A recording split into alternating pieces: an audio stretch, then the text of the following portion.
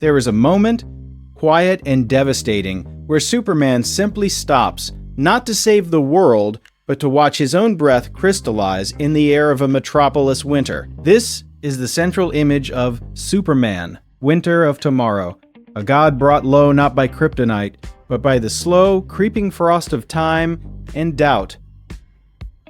The film, directed by the reclusive auteur Alara Vance, arrived not with the thunderous boom of a summer blockbuster, but with the hushed, deliberate pace of a December snowfall. It presents a Clark Kent years into his tenure as Earth's protector, his idealism tempered by the relentless cycle of crisis. The world has grown accustomed to his presence, and in that familiarity, a new kind of loneliness has taken root.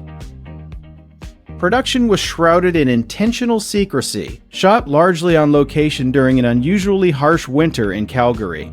Cinematographer Marcus Thorne insisted on using vintage anamorphic lenses, their slight imperfections and unique flares capturing light in a way that feels both epic and intimately fragile. The goal, as stated in a rare production memo, was to make the film feel like a memory of a legend, not the legend itself.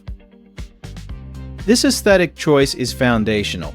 The color palette is dominated by steel blues, muted grays, and the stark white of snow, with Superman's red and blue often appearing as startling, almost painful bursts of color against the monochrome. The film's sound design is equally sparse, favoring the crunch of snow underfoot, the howl of wind over frozen plains, and long stretches of near silence over a traditional orchestral score.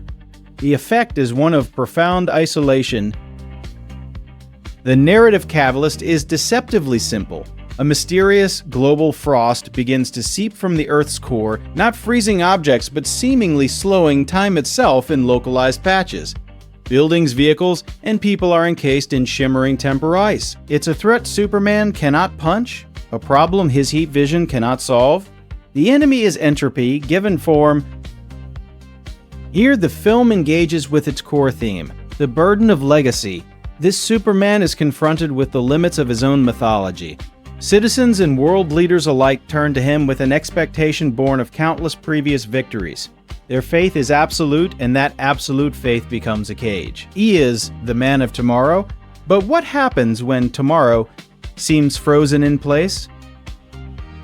Clark's internal struggle is mirrored in his relationships. Lois Lane, portrayed with a weary resilience, is no longer just the intrepid reporter, but a partner witnessing the gradual erosion of the man she loves. Their scenes together in their apartment, the windows frosted over, are masterclasses in quiet desperation.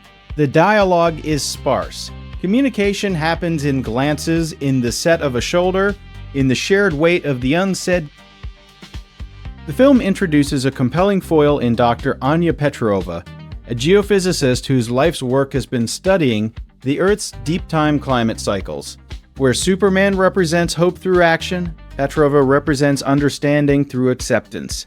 She posits that the frost is not an attack, but a symptom, the planet's own immune response to the trauma of modern existence. Her theory reframes the crisis from a battle to be won to a condition to be understood, challenging Superman's entire worldview. This philosophical conflict culminates in the film's central set piece. Not a battle over Metropolis, but a conversation in a frozen research station at the North Pole. Superman, desperate for a solution, confronts Petrova. "I can move worlds," he says, his voice barely a whisper. "But I cannot make this one warm." Petrova's reply cuts to the heart of the matter. "Perhaps it does not need you to. Perhaps it needs you to listen." The film's most daring stroke is its portrayal of Superman's power. His flight is labored against the icy winds. His strength feels ponderous. In one sequence, he attempts to lift a frozen ocean liner, and the strain is visible not just on his face, but in the agonizingly slow creak of the ice and metal. His invulnerability is presented less as a shield and more as a sentence. He must endure and witness everything.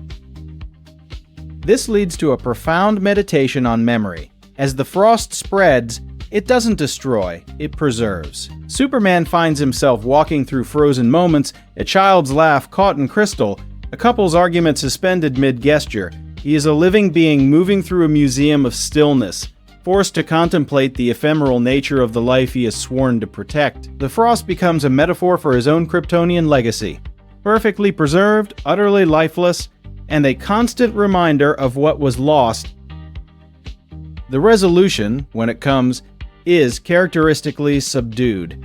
There is no grand reversal, no universe-restoring MacGuffin. Following Petrova's insight, Superman does not fight the frost. Instead, he uses his heat vision in a sustained focused beam not to melt, but to gently guide the retreating temporal energy back into the Earth's mantle, a process shown as a delicate, exhausting act of stewardship rather than triumph. He doesn't defeat winter, he helps usher in its natural end. The final act returns us to a metropolis thawing under a weak sun. The world is saved, but it is changed. Superman stands on the Daily Planet roof, no longer a vibrant symbol against the sky, but a figure integrated into the gray panorama. He looks older, not in years, but in understanding. The weight hasn't lifted, he has simply learned how to carry it differently. In its closing moments, Clark Kent sits at his desk, typing. The script, the performance, the direction, all converge to show us a man who has reconciled two truths. He is both the alien from a dead world and a man who feels the cold. His hope is no longer the blinding sun of his youth, but the stubborn, enduring ember that persists through the longest winter. Superman, Winter of Tomorrow, succeeds not by expanding the hero's mythos outward into greater spectacle, but by turning it inward, exploring its hollows and silences. It posits that the ultimate test for an immortal symbol is not destruction, but duration. It asks what remains of a hero when the cheering stops and the long, quiet watch begins. The film leaves us with a haunting, beautiful question. Is hope the power to prevent the winter? Or is it the quiet certainty that after the frost, there will be a thaw? In rendering Superman vulnerable to time itself, Ilara Vance's film finds a new, more human, and ultimately more powerful kind of strength. It is the strength to endure, to witness, and to wait for tomorrow, however frozen it may seem. Thank you for watching until the end. We pour our passion into every single video essay, exploring the stories behind the movies we all love. If you stumbled upon this video by chance, there is a very high probability you might never see our channel again in your feed. So please, take a moment to hit that subscribe button, leave a like, and ring the bell. We are actively growing this community of cinema lovers, and your support is what helps us make our content better and more insightful every single day.